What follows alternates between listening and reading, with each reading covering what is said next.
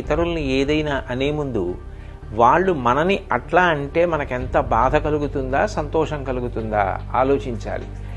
మనం ఎవరికైనా ఏదైనా చేసే ముందు వాళ్ళు మనకి అట్లాంటి పని చేస్తే ఎట్లా ఉంటుంది అన్నది ఆలోచించుకోవాలి. మనం ఇతరులను ఒక మాట అంటే వాళ్ళు బాధపడతారు అని తెలిసినప్పుడు అటువంటి మాటలు మాట్లాడకూడదు. ఏ పని చేస్తే ఇతరులు బాధపడతారో అటువంటి పనులు అసలు చేయకూడదు. ధర్మాలలోకెల్లా పెద్ద ధర్మం అదే. కాబట్టి సంయమనం అన్నది పాటించాలి. 84 లక్షల జీవరాశులలో వాక్కు ఉన్నది మనుష్యుడికొక్కడే. ఆ మనుష్యుడు తన వాక్కుని 10 మంది శాంతి కోసం, సంతోషం కోసం వాడాలి తప్ప ఇతరుల మనసులు గాయపడడానికి మాటని వాడకూడదు.